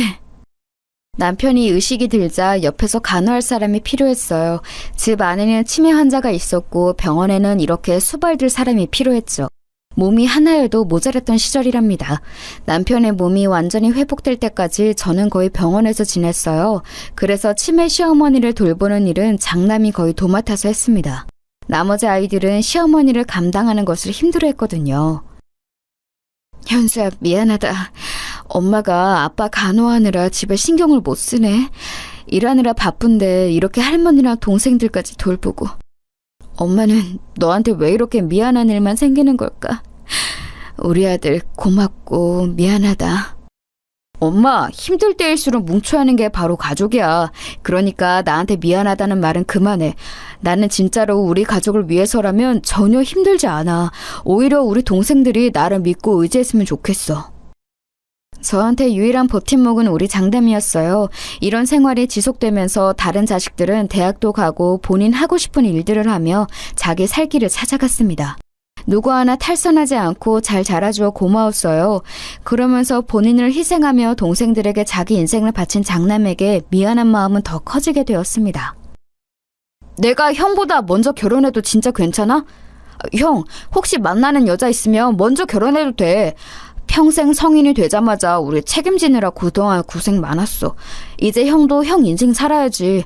안 그래, 엄마? 그래, 맞아, 현수야. 이제 가족들에게 그만 베풀고 네 인생 살아. 둘째는 결혼한 여자가 있으니 다행인데 우리 현수는 만나는 여자도 없는 것 같던데 맞니? 아이 참, 몇 번을 말해. 나는 괜찮아. 그러니까 둘째 네가 먼저 결혼해도 돼. 그리고 내가 그동안 모은 돈으로 집도 얻어서 살아. 나는 내 인생은 우리 가족을 위해 희생하기로 예전부터 마음먹었어. 나머지 동생들도 결혼하는 거 다 봐야 마음이 편할 것 같다. 형, 고마워. 이 은혜 절대 잊지 않을게. 나는 형이 얼마나 고생하면서 돈 벌었는지 다 알아. 심지어 장남은 남들은 다 하는 연애도 하지 않았어요. 둘째가 장남보다 먼저 결혼해서 집을 나갔고 그 뒤로도 셋째와 넷째까지 결혼했습니다. 동생들이 먼저 결혼하는데도 장남은 아무렇지도 않았어요. 오히려 본인이 뼈 빠지게 잔업을 하며 번 돈을 결혼 자금에 보태라고 주었습니다. 그 모습을 보며 저는 뿌듯한 마음보다는 안타깝고 미안한 마음이 훨씬 컸어요. 어느새 제 아픈 손가락인 장남은 노총각이 되어 있었습니다. 아이고, 노인네가 드디어 하늘로 가셨네. 그래도 아들이 의식 돌아온 거 보고 가셔서 그나마 다행이야. 하늘에서는 편안하게 남편 만나서 잘 사셨으면 좋겠네. 그러니까요. 저는 이제 어머님께 안 좋은 감정도 없어요. 그냥 이제 말 그대로 편안한 상태가 되시길 바래요. 천국에서라도 행복하게 살아야죠. 우리 어머님도 고생 많으셨어요. 시어머니도 시아버지를 따라 하늘로 가게 되었어요. 막판에 치매가 매우 심해서 저도 많이 힘들었습니다. 그런데 막상 돌아가시니 제 마음이 마냥 편하지는 않더라고요. 너무 미운 시어머니였는데 미운 정이 들었었나 봐요. 시어머니가 돌아가시고 남편도 어느 정도 어눌하게 말은 할 수 있는 상태가 되었습니다. 의사는 남편의 상태가 좋은 편은 아니라 언제 죽어도 이상하지 않은 상태라고 하더라고요. 그래도 살아있어서 다행이라는 생각이 들었어요. 이렇게 힘든 인생이어도 버티면서 살고 있었는데 한 가지 좋은 소식이 들려왔습니다. 엄마, 나 만나는 여자 생겼어. 큰 문제가 없다면 아마 이 여자와 결혼할 것 같아. 우리 근처의 도시에 사는 여잔데 내가 일하면서 왔다 갔다 하다 만나게 됐어. 어리지만 예쁘고 친절해서 이런 사람이라면 결혼하고 싶더라. 뭐? 아, 세상에, 우리 첫째 아들이 드디어 결혼한다고? 이게 무슨 일이야. 엄마는 이제 죽어도 여한이 없어. 우리 장남의 결혼이 내 인생의 고민이었는데 어머, 웬일이니? 장남이 드디어 결혼할 여자를 찾았다는 거였어요. 얼마 지나지 않아 장남은 며느리가 될 여자를 집으로 데려왔습니다. 저는 시어머니에게 시집살이를 심하게 당했다고 했잖아요. 그래서 우리 며느리들이 심기를 건드리는 것을 매우 싫어했어요. 오히려 우리 딸들보다 며느리들에게 더 잘해줄 정도였습니다. 첫째 며느리가 집에 인사 온다길래 며칠 전부터 요리에 신경을 썼어요. 다른 자식도 물론 소중하지만 장남은 저에게 의미가 아주 특별했으니까요. 어머, 어머님, 이게 다 뭐예요? 제가 해산물 좋아하는 것은 어떻게 하시고 이렇게 준비해 주셨어요? 저 진짜 갈치조림은 밥 2공기도 먹어요. 세상에, 제가 다 좋아하는 것들이네요. 그러니? 다행이다. 내가 우리 장남에게 며느리 될 사람이 해산물을 좋아한다는 소리를 듣고 며칠 전부터 준비한 거야. 입맛에 맞았으면 좋겠네. 만약 입맛에 안 맞으면 미안하다. 다음에는 더 맛있게 해줄게. 첫째 며느리의 첫인상은 아주 좋았습니다. 어찌나 살가운지 우리 장남이 여자 하나는 잘 골랐다 싶었어요. 다른 며느리들은 착하고 선했는데 동시에 성격이 내성적이라 조용했거든요. 그런 며느리들이 싫었던 것은 절대 아닌데 아무래도 밝은 성격의 며느리가, 그것도 첫째 며느리가 좋았습니다. 현수야, 엄마가 네 결혼에 많은 돈을 못 줘서 미안해. 너는 동생들한테 그동안 모은 돈을 결혼 자금으로 줬는데 오히려 너는 가져가는 돈이 없네. 내가 진짜 너한테는 면목이 없다. 에이, 엄마, 내가 뭐 그런 거 바라고 애들 뒷바라지 했어? 아닌 거 알잖아. 애초에 나는 그 돈을 돌려받거나 나도 똑같이 받아야 한다는 생각 자체가 없었어. 그러니까 신경 쓰지 마. 너무 슬펐던 점은 장남은 일하면서 모은 돈을 다 동생들 결혼 자금으로 주었는데 저는 장남에게 줄 돈이 없다는 거였습니다. 장남에겐 평생 미안한 마음뿐이었죠. 그래서 첫째 며느리에게 더 잘하려고 애썼던 것도 있어요. 형님은 매번 시댁에 오면 하는 것도 없이 저렇게 혼자 앉아있어요. 솔직히 어머님이 며느리들한테 얼마나 잘해주시는데 너무해요. 어떻게 혼자만 쏙 빠져서 저럴 수가 있는 거죠? 요리가 익숙하지 않아서 그런가 보다. 내가 더 잘 테니 아가, 너도 가서 쉬렴. 나는 괜찮으니까 너무 걱정하지 말고, 응? 어머님 손목도 안 좋으시면서 왜 그러세요? 저야말로 괜찮아요. 형님은 제가 좋게 보고 싶어도 너무 밉상이에요. 저라면 절대 저렇게 행동 안 해요. 너무 얄미운 게 아주버님이 있으면 저런 행동 안 하는 거 아시죠? 첫째 며느리는 결혼하고 행동이 완전히 바뀌었어요. 여우처럼 장남이 있으면 살갑게 다가오는 척하며 도왔는데 장남이 자리를 비우면 아무것도 하지 않고 소파에 누워서 핸드폰을 하기 바빴습니다. 그걸 보며 둘째 며느리도 그렇고 딸들이 불만이 매우 많았어요. 내가 시누이집 한다고 할까봐 일부러 가만히 있는데 아무리 봐도 첫째 새언니는 너무해. 저라면서 엄마가 만든 반찬은 쏙 가져가더라? 어떻게 사람이 저러니? 아휴. 너무 뭐라고 하지 마. 그래도 너희 오빠랑 결혼해서 사는 사람이잖아. 그러니까 싫어도 티 절대 내지 마. 너희를 오빠를 봐서라도. 알겠어? 나도 당연히 오빠 생각해서 가만히 있는 거지. 우리 오빠가 평생 연애라고는 안 하고 우리를 위해 살아서 저런 여우 같은 여자한테 홀랑 속은 거지. 진짜 순진해서 걱정이야. 차라리 좀 놀 거 다 놀았으면 얼마나 좋아? 너의 오빠가 워낙 우리를 위해 살아서 그렇지. 엄마도 너희 새언니가 완전히 마음에 드는 것은 절대 아니야. 그냥 장남 얼굴을 봐서 참는 거야. 장남은 젊은 시절을 다 우리 가족을 위해 바쳐서 여자에 있어서는 문외한이었거든요. 그래도 본인은 만족하며 사는 것 같아 첫째 며느리에게는 전혀 티를 내지 않았습니다. 그러다 사건이 하나 발생했어요. 의식을 차린 후 병원에 계속 입원해 있던 남편이 하늘로 가게 되었습니다. 워낙 오래 입원해서 건강이 안 좋았고 예견된 일이었지만 당연히 슬펐어요. 그렇게 남편이 죽고 제 앞으로 사망보험금이 나왔습니다. 막내까지 결혼하고 다 나가서 살기 시작하니 집에는 저만 혼자 남게 되었어요. 시집 오고 계속 이 집에서 살았는데 시부모님은 다 돌아가시고 남편도 죽고 아이들도 결혼해서 나가니 저만 남았더라고요.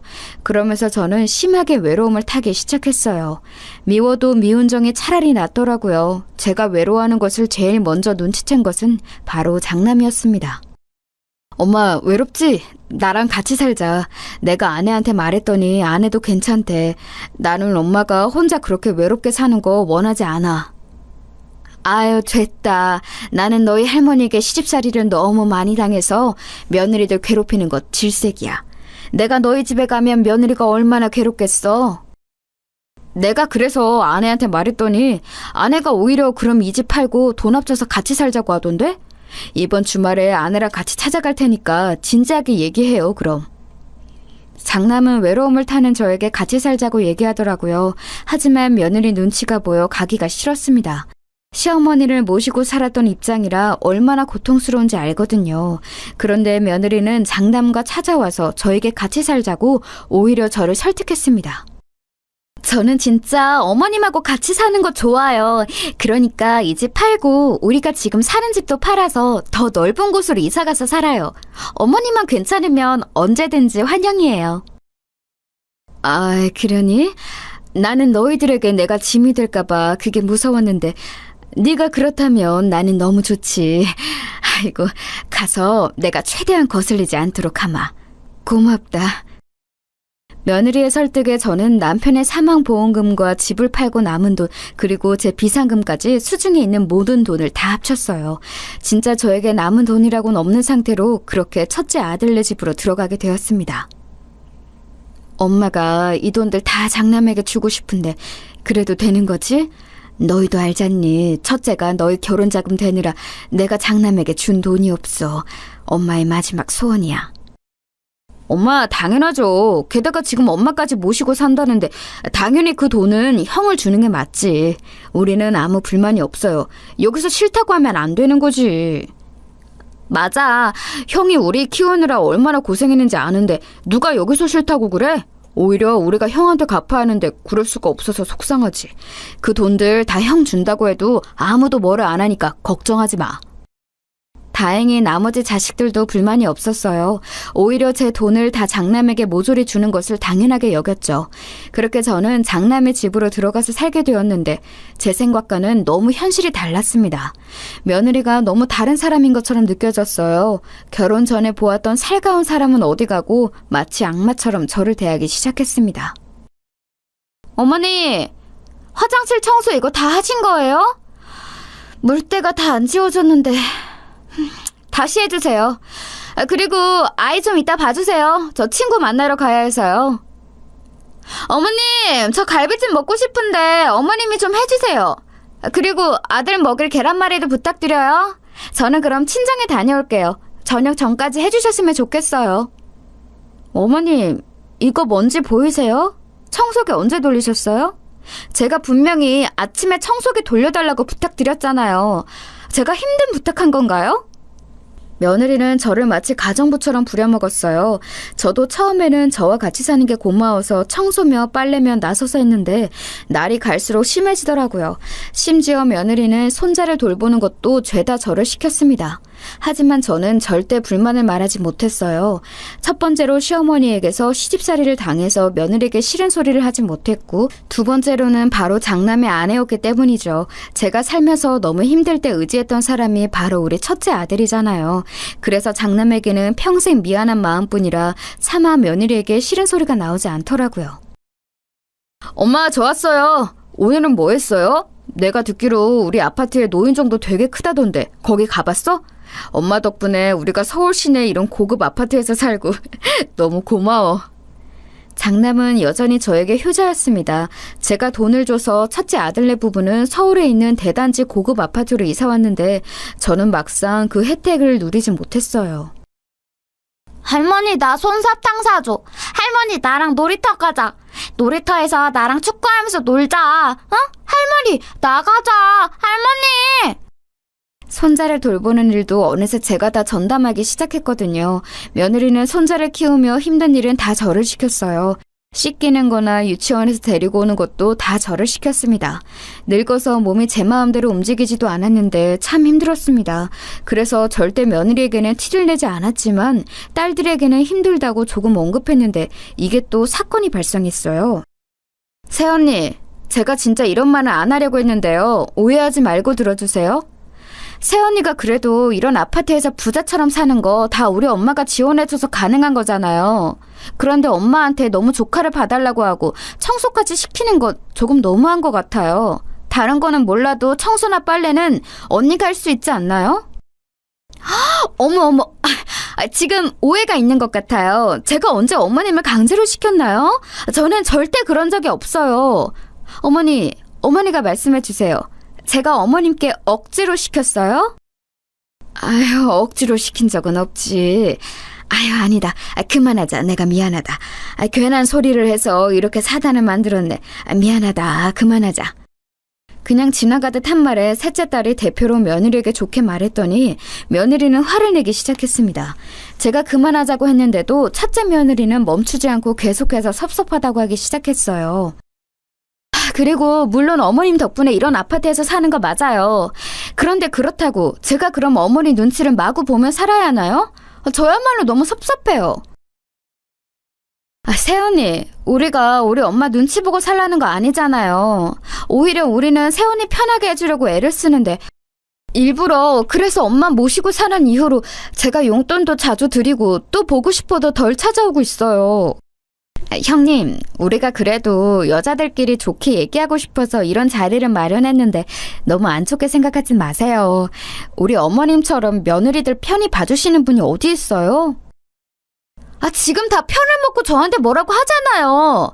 어머님도 정말 너무하세요. 이런 불만이 있으면 저한테 얘기하면 되는 것을 왜 이 사단을 만드세요?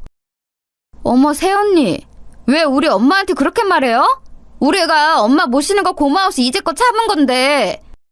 결국 좋게 얘기하자는 것은 싸움으로 번지게 되었습니다. 제가 결국 첫째 며느리에게 미안하다고 사과하고 일단락되었는데 문제는 그 다음이었어요. 첫째 며느리는 그 이후로 저에게 티가 나게 불만을 표출하기 시작했습니다. 아휴, 늙었으면 그냥 조용히 산속에 있는 게 제일 좋은 건데 요양원이 괜히 있나?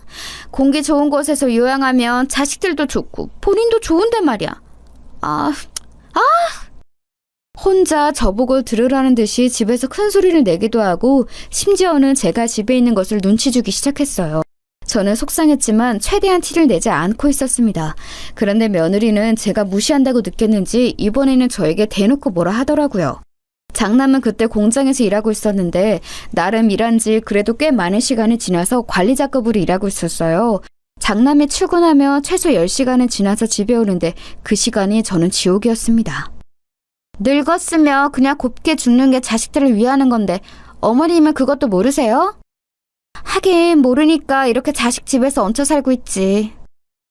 제가 일부러 대꾸하지 않으면 노골적으로 옆에 와서 계속 얘기하는 모습에 나중에는 첫째 며느리 얼굴만 봐도 무섭게 시작했어요. 자다가도 환청이 들리고 심지어 꿈에서도 며느리가 나와 새벽에 잘 수가 없었습니다. 엄마, 요즘은 새언니 어때? 저번에 그래도 그렇게 말한 이후로 조금 바뀌기는 했어? 나는 첫째 새언니 집에서 엄마가 같이 사는 게 왜 이렇게 불안한지 모르겠어. 괜찮아. 요즘 그래도 그때 이후로 나한테 잘해주더라. 그러니까 너는 걱정 말고 특히 첫째 새언니한테 아무 말도 하지 마. 알겠지? 엄마는 괜찮아. 괜히 자식들에게 티를 냈다가 저번처럼 크게 싸움이 날까 두려워서 그러지도 못했습니다. 그냥 저만 참으면 될 일이라고 생각했어요. 그러다가 사건이 하나 더 터지게 되었습니다. 제가 그날 손자를 데리고 갔다가 그만 발을 헛디뎌서 넘어지게 되었어요. 손자를 안고 넘어져서 다행히 손자는 다치지 않았습니다. 엄마, 이게 무슨 일이야? 괜찮아? 아유, 안 그래도 몸도 안 좋으면서 왜 손자를 데리러 갔어? 아이고, 속상해라. 내가 일하다 놀라서 바로 뛰어왔어. 의사가 뭐래? 엄마는 괜찮아. 다행히 우리 손자도 다친 곳이 없다더라. 나는 깁스만 조금 하고 있으면 될 것 같대. 무슨 입원이나 수술 같은 건 필요 없다니까 다행이지. 그냥 집에서 조용히 누워있으면 된대. 정말 다행히 크게 다친 곳은 전혀 없었는데 문제는 제 깁스였어요. 깁스를 하니 집 밖으로 나가질 못하고 가만히 누워있어야 했거든요. 이때부터 오늘 사연의 절정이 시작되었습니다. 크게 다치지는 않았어도 왼쪽 발목과 오른쪽 무릎 그리고 골반뼈가 조금 아파서 한동안 저는 자리에서 움직일 수가 없었어요. 병원에 입원할 정도는 아니고 누워있으면 자연스럽게 회복될 거라 해서 집에서 가만히 있었습니다. 그런데 그러니 저는 당연히 집안일을 할 수가 없었어요. 또 손자를 데리러 가거나 오지도 못했죠. 첫째 며느리는 거기에 불만을 느꼈는지 저에게 심하게 뭐라 불만을 표출했어요. 엄마, 저 왔어요. 오늘은 뭐 좀 먹었어요? 입맛이 없다고 아무것도 안 먹었다며. 배고프지 않아? 죽이나 과일 같은 거라도 줄까요? 어머님, 아무것도 드시고 싶지 않으시다고 했어. 쉬고 싶은 모양이던데. 그러니까 당신도 어머님 괴롭히지 말고 빨리 방에서 나와요. 며느리는 심지어 제 입에 들어가는 것도 아까운지 먹을 것도 잘 주지 않았어요. 심지어 제가 하지도 않은 말을 지어내기 시작했습니다. 이제 저도 버티는 게 한계가 있었어요. 아무리 장남에게 미안한 마음뿐이고 제가 말해서 가족들 간에 큰 싸움이 일어나도 저도 할 말은 하고 싶었습니다. 그런데 첫째 며느리는 장남 앞에서는 완전히 착한 며느리처럼 행동하더라고요. 여보, 내가 어머님 모시고 병원 데려갈 테니까 당신은 걱정하지 말고 그냥 출근해요. 어차피 병원까지 거리가 먼 것도 아니니까 모시고 다녀올게. 아, 그래? 당신이 모시고 갈 거야? 그러면 날 너무 고맙지. 엄마, 오늘은 그럼 며느리랑 오붓하게 둘이 다녀와요. 며느리는 심지어 저를 데리고 병원에 다닌다고 했는데 그것 또한 고통이었습니다. 가는 내내 얼마나 구박하던지 너무 속상해서 혼자 집에 와서 울기도 했어요. 참는 것도 한계가 있었고 저도 그래서 마음을 굳게 먹었습니다. 그런데 장남 앞에선 며느리가 워낙 다른 사람처럼 행동했기 때문에 며느리의 짓을 다 말하려면 증거가 필요했어요. 마침 장남이 사준 핸드폰이 있어서 며느리가 저에게 와서 저주하던 막말을 내뱉는 것을 다 녹음하기 시작했습니다. 노인네가 너무 오래 사는 것도 가족들한테 민폐인 거 알아요? 적당히 살고 죽는 게 오히려 자식들을 위한 길이란 거 명심하세요. 늙었으면 곱게 죽지. 이러면 자식들한테 미안하지도 않나? 자식들 귀찮게 하지 말고 그냥 죽는 게 어때요? 아, 나 같으면 그냥 스스로 요양병원으로 걸어서 들어가겠다. 이렇게 며느리한테 병수발 들게 하는 거 미안하지도 않아요? 이 노인네야? 저는 일부러 아무 대꾸도 하지 않고 그대로 며느리의 막말을 녹음했어요. 며느리는 제가 무시하고 눈을 감고 있자 나중에는 심지어 저를 꼬집기 시작했습니다. 예. 그렇다고 나를 꼬집으면 어떡하니? 너무 아프다. 네가 나를 싫어하는 것은 아는데 이러면 어떡하니? 뭐 어쩌라고요. 그러게 그냥 그때 넘어졌을 때 요양병원에 들어갔어야지. 왜 사람 귀찮게 이러고 있어요? 늙었으면 곱게 죽으라고. 그렇게 저의 이주를 며느리의 음성을 녹음했습니다. 그리고 장남에게 말해서 가족들을 다 불러 모았어요. 저는 제가 이 녹음을 공개하면 당연히 큰일이 일어날 것을 이미 알고 있었습니다. 그런데 더 참을 수는 없었어요. 그래서 가족들이 다 모이자 저는 목소리를 가다듬고 말했습니다. 내가 너희들에게 신세진 것이 많아 그동안 참고 있었다. 특히 너희도 알 텐데 내가 장남에게 참 미안한 게 많아. 어려서부터 우리가 힘들 때 장남이 얼마나 우리를 도왔니. 혼자 고등학교 졸업식도 하기 전에 공장에 가서 일하고. 나는 그때 우리 첫째 아들을 생각하면 눈물밖에 나오질 않아. 그래서 내 아픈 손가락이 장남이기도 하고 최대한 우리 아들의 인생을 더 망치게 하고 싶지 않았어. 제가 여기까지 말하자 자식들은 다 공감하는 표정을 지었어요. 첫째 며느리만 저를 남몰래 째려보고 있었죠. 그래서 첫째 며느리가 나에게 아무리 못되게 굴어도 최대한 참았는데 도저히 내가 같이 못 살겠다. 지금부터 내가 녹음한 것을 들려줄 테니 판단은 너희가 해라. 이렇게 말하고 바로 핸드폰으로 녹음한 음성을 재생했습니다. 그러자 첫째 며느리의 막말이 가족들의 귀에 꽂히기 시작했죠.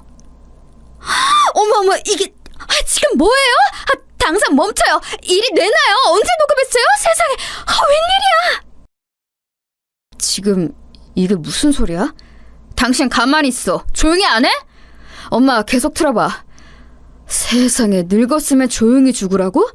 이게 우리 엄마한테 할 소리야? 당신 지금 제정신이야? 우리 엄마가 이런 소리를 들으면 같이 살고 있었던 거야? 나 너무 속상해서 말이 안 나와. 어떻게 세원이는 우리 엄마한테 이럴 수가 있어요?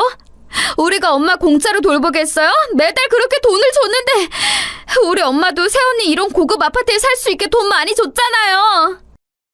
저한테는 앞에서 며느리 노릇은 혼자 다 한다고 온갖 앓는 소리를 다 하더니 뒤에서는 어머니께 이러고 있었던 거예요? 세상에, 어떻게 이렇게 사람이 이래요? 무섭다. 제가 녹음본을 다 재생하자 당연히 식구들은 난리가 나기 시작했습니다. 특히 장남은 화를 주체하지 못하고 몸을 떠며 울기 시작했어요. 당신이 어떻게 이럴 수가 있어? 나는 그것도 모르고 장모님하고 장인어른에게 얼마나 효도하고 있는데? 알면서도 일을 어떻게 이래? 내가 처가에 들어가는 돈이 한 달에 얼마인지 알아? 우리 자식들이 다 당신에게 미안해서 그렇게 돈을 줬는데 그 돈은 다 받아갔으면서.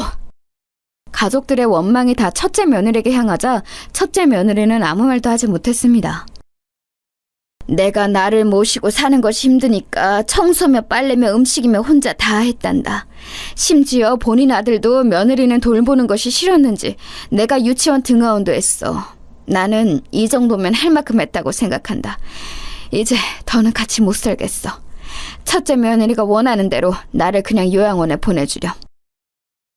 지금 무슨 소리를 하는 거야? 엄마를 어떻게 요양원에 보내? 내가 이혼할 거야. 나는 당신이 이렇게 무서운 사람인 줄 몰랐어. 우리 이혼하자. 이제 당신이랑 처가에 들어가는 돈은 땡전 한 푼도 없어. 이 집도 4명이야. 당장 나가. 장남은 크게 화를 내며 이혼 선언을 했습니다. 그러자 며느리가 어떻게 반응했는지 아세요? 그렇게 저에게 표독스럽게 굴던 사람은 사라지고 오히려 무릎을 꿇고 저에게 빌기 시작했어요. 어머니, 죄송해요. 제가 일부러 그런 것은 전혀 아니에요. 제 마음 아시죠? 제가 앞으로 잘할게요. 저 말들은 다 거짓이었어요. 저는 절대 진심으로 저런 말을 하지 않았어요. 아시잖아요. 심지어 우리 엄마를 꼬집었다고? 진짜 미친 거 아니야? 당장 이혼해. 나는 더는 당신 같은 사람하고 못 살아. 첫째 며느리가 저에게 빌고 장남은 그런 며느리에게 이혼하자고 소리치고 난리가 아니었습니다. 그 뒤로 어떻게 되었냐고요? 장남은 정말로 며느리와 이혼했어요. 저는 모르고 있던 사실인데요. 며느리한테 식구들이 돈을 뒤로 따로 엄청 챙겨주고 있었더라고요. 어머님, 심지어 저한테도 형님이 본인이 혼자 며느리 노릇은 다 하고 있다면서 하도 앓는 소리를 해내더라고요. 그래서 동서랑 저도 개인적으로 돈을 뒤로 얼마나 챙겨줬는지 몰라요. 그런데 이번에 가족들이 하는 말을 종합해보면 다들 그랬더라고요. 저 여자 진짜 무서운 사람이에요. 우리 시댁 사람들을 뭐로 본 거예요? 다들 첫째 며느리가 여우라는 것은 알고 있었는데 이 정도일 줄은 몰랐다고 하더라고요. 너도 나도 몰래 돈을 줬다고 고백하는데 그 돈을 합쳐보니 한 달에 무려 1,000만 원이 넘어가는 돈이었습니다. 기가 막히죠? 어머님, 제가 정말 죄송해요. 그러니까 제발 어머님이 이혼만은 막아주시면 안 될까요? 저 지금 진짜 반성하고 있어요. 제가 이렇게 이혼하면 당장 우리 친정은 어떡해요? 제발요. 첫째 며느리는 이혼 소송을 진행하고도 저를 찾아와서 빌기 시작했어요. 제발 용서해달라고 계속 빌었지만 저는 꿈쩍도 하지 않았습니다. 이미 참을 만큼 참았다고 생각했어요. 그 뒤로는 마침내 장남은 이혼에 성공했고 손자도 저와 장남이 키우고 있습니다. 여기까지가 제가 준비한 사연인데 어떻게 들으셨나요? 저는 개인적으로 제 인생이지만 참 다사다난했더라고요. 시어머니부터 첫째 며느리까지 악인도 있었지만 고마운 사람도 참 많았습니다. 앞으로 남은 인생은 장남과 우리 사랑스러운 손자와 행복하게 살도록 하겠습니다. 들어주셔서 정말 감사합니다. 여러분도 행복한 인생 사시길 진심으로 바랄게요. 감사합니다.